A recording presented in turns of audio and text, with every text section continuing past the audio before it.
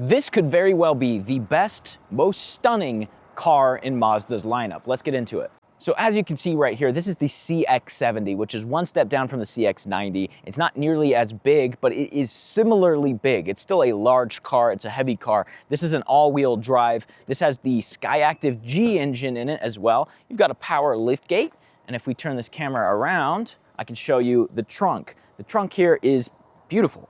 It has tons of space, got a cargo net back here. You have this entire, just huge trunk, and of course you even have controls right here, so you can actually control the back seat if you want it up or down. So let's push that, there it goes. Let's push this, and there it goes. So you have even more trunk space. I mean, look at how much trunk space you have in this car. It's actually outrageous. And then of course you've got some storage back here. All right, so here's the second row, and it has this beautiful trim to it, which is black with this copper metallic trim, just like the exterior of the car.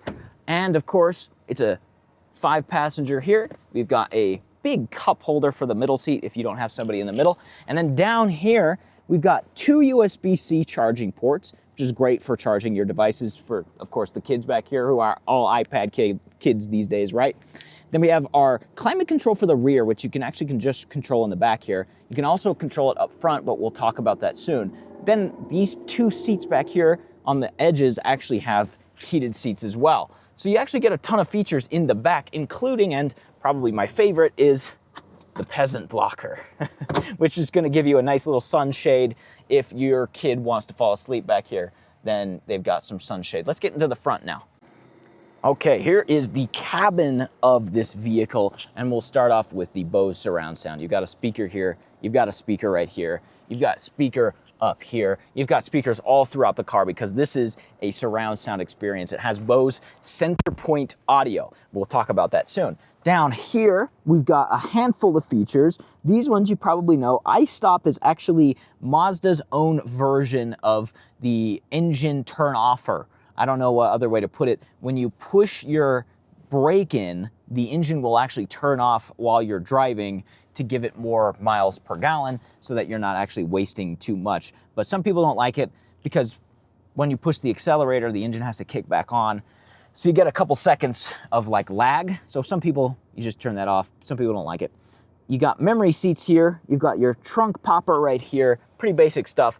The steering wheel, also pretty basic. You've got your steering wheel controls, your audio controls, your track controls, the hands-free voice activation feature, your cruise control here, and an all-digital gear cluster, which I like, but I'm starting to enjoy the traditional more. I do like the look of this one. It's clean, it's elegant. It has a nice, like, simplicity to it that works, but there's something about seeing an actual hand move on the screen that I prefer. But I still like it. It's still very good. You've got a push button start right here, of course, and then Apple CarPlay. I have Apple CarPlay loaded up, not to show you Apple CarPlay, because everybody sort of knows what this is already, but Mazda's interesting, because if you come down here, you have your infotainment controls. This is one of the biggest infotainment screens Mazda has ever made, actually. They love to put it deep into the dash, as you can see,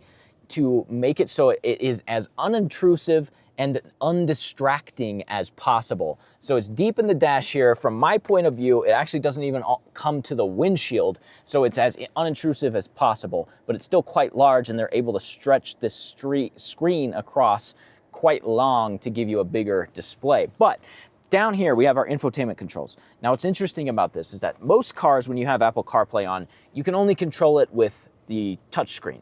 But here, you can actually control that with this. If I push the music button, that's gonna bring up my music that I've been listening to. Banger song, by the way, I'm Still Here, Treasure Planet, one of my favorites. If I hit navigation, that's gonna pull up our navigation. I hit home, it'll take us to our home. But now I think you're wondering, I can hear it. How do you get out of Apple CarPlay? If I have Apple CarPlay on and I wanna go change the setting on my actual car, how do I get out of this? If this controls it, how do I get out? It's simple, but it's a little bit unintuitive. All you have to do is push the home.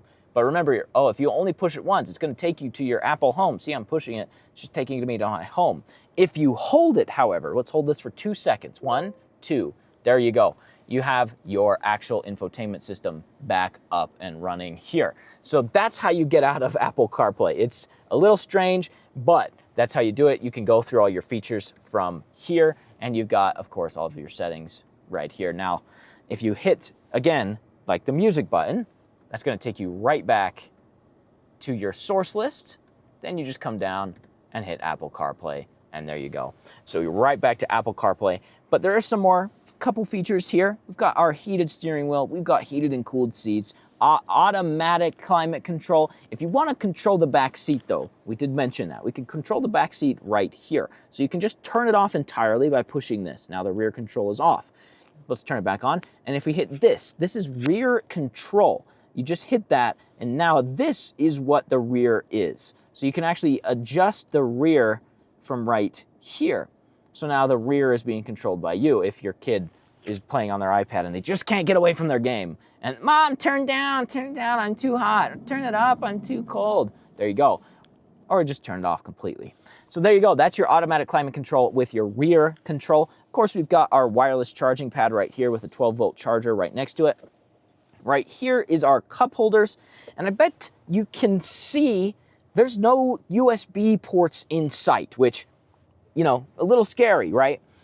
But there are USB ports in this car. They're actually right here in this center console. You've got this whole nice center console here, but right here, we've got our 2 USB Type-C ports, plus our SD card slot for navigation purposes right there. But we're gonna close that for a second because I wanna point this out. This is actually beautiful, very luxurious feeling gear selector.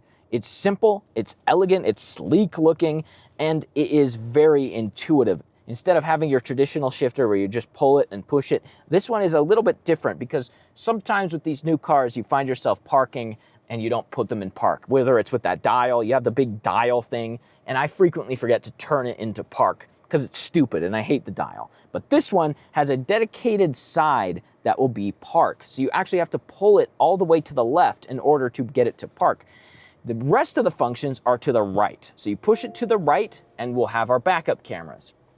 We got a 360 camera here, and we have this nice almost 180-degree camera here. You can actually change that. There's actually 2 views. You can change that with the infotainment control here. Just scroll down and then hit that, and now we have a sort of bowed view of the backup camera right there. So that's that. We go into reverse, you get that. If you go down to neutral, you just pull it down 1 and then pull it down 2 for drive. If you go all the way to drive and you still have that backup camera on, you'll actually get a front view camera, and this will be a 180 of the front view, and you'll still get the 360 as well, which makes pulling out of your driveway or whatever parking spot you have very, very easy and simple. Then just to get it back to park, push it all the way up, pull it to the left, and you're in park. Now this right here is the Me Drive. You might not be doing much with this, but this little lever, if you pull down, you'll get off-road. If you push up, you have normal and sport. So you can put this car into sport if you want to go and drive around the roads at night in your, luxury SUV fast. You can do that with sport, or you can go off-road as well, just by changing the Me Drive. And that's about it for here. It's a very simple layout. Mazda right now is focused all on safety, and you can see it in pretty much everything. They tried to take the distractions out of everything as much as possible, from the big screen being embedded in the dash, to the simplified gear shifter, to the controls here, the automatic climate control. Everything is simplified to keep you as safe as possible. That's Mazda's #1 goal. But we also have a panoramic sunroof, which is absolutely wonderful. You have this whole sunroof that's going to go from the front seat all the way to the back. And of course, all of these seats have the same signature black with that stripe down the middle. You've got this nice copper color. It's just a beautiful car inside and out. It's simple, but it's elegant. And these little features really pop because they have focused on them to make them integrate very well. It's a beautiful car. Okay, so here we go. We're on the road with the CX-70, and we'll just give you a second to hear how it sounds. You might be able to see too, right here is a little heads-up display giving us our odometer on the actual windshield. Quite nice, but I'll give you a second to listen to this car.